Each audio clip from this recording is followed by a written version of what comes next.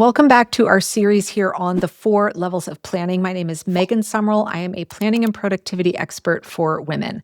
Now, in this series, we've been covering the 4 levels of planning that are taught inside of the TOP framework. TOP stands for time management, organization, and productivity. This is the #1 time management system for women. Now, we've already covered annual planning. Then we dove into quarterly planning. Now, there's 2 more levels of planning, monthly and weekly planning. And today we're going to take a deeper dive into monthly planning to make sure you understand what it is, when we do it, and how this actually serves us in our greater planning processes. So, first, let's talk about when we do our monthly planning. Monthly planning is something that should be done typically around 3 to 4 days before the new month.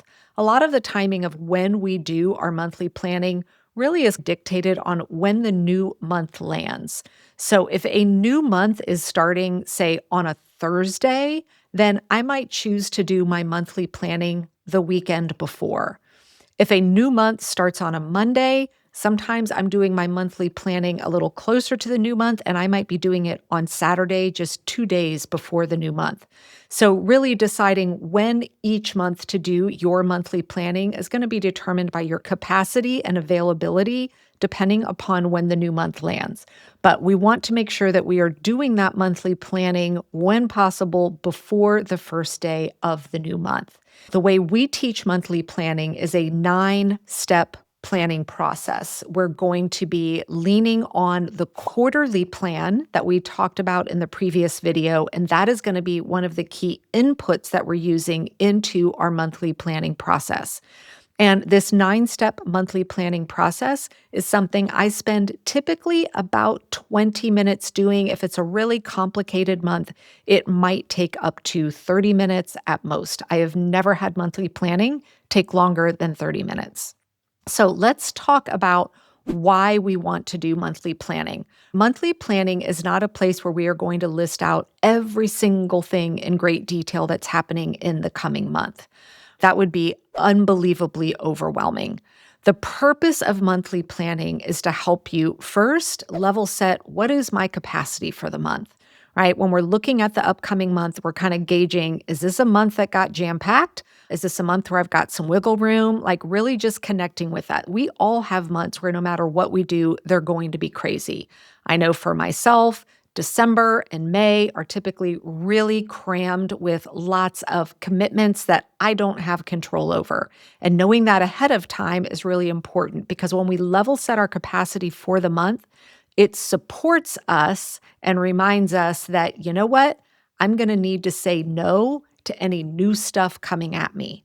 And this is how monthly planning supports you and helps you not get overcommitted. So at the beginning of the month, if I see capacity is low, that is going to remind me that this is a month I need to make sure I'm not saying yes to anything new. Now, monthly planning also helps protect any large pockets of time you may need in the upcoming month to complete a task, a project, or a goal that you've been working on. For example, maybe you've been working on a goal and you're training to go run a large, long distance race like a half marathon. In your monthly planning might be when you're determining when are you going to have time to do those longer training runs, right? Maybe you need to find a pocket of time where you can go run for 90 minutes or 2 hours.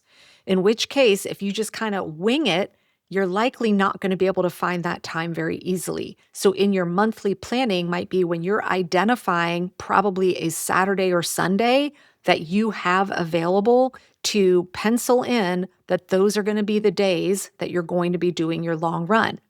Now, does it mean that that's exactly how it's going to happen? Maybe not. But what's going to happen is when we learn how to do monthly planning this way and start penciling in when we think we're going to protect large pockets of time, perhaps you get an invitation in a few weeks for something on an upcoming Saturday. And if your monthly plan shows that that was a Saturday that you were going to protect for that longer run, now you might make a very different decision, right? You might choose to say no to that invitation, or you might see you could move your long run to the following day and still say yes to that invitation but now you know for certainty that the long run needs to happen on that Sunday. All right, so that's just an example of how monthly planning supports you in protecting those larger pockets of time. When you execute monthly planning the way we teach it, it's going to help you understand your capacity.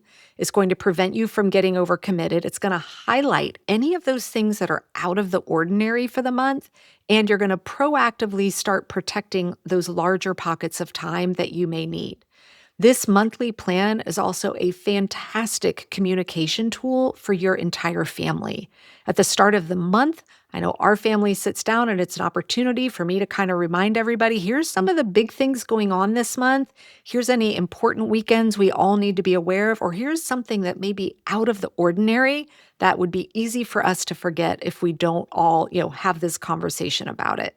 So once you've completed your monthly plan, let's talk about how we leverage it. It's not something we just build and walk away from. Your monthly plan now becomes an input into creating your detailed weekly plan every single week.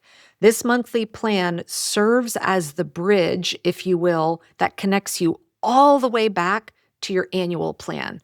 Because your annual plan informs your quarterly plan informs your monthly plan, and then your monthly plan informs your weekly plan. So this monthly plan is essentially that bridge that is going to ensure that the larger goals and projects that you're working on will actually get built into your detailed weekly plan, which we'll be discussing in the next video. The other way that we use our monthly plan and leverage it is it shows us with great clarity pretty quickly if we need to do any kind of pivoting or replanning on a longer term project, because your monthly plan is going to quickly illustrate, do you have the capacity for what you're working on? Is your target date realistic? Or is now the time to do an informed, intentional replan?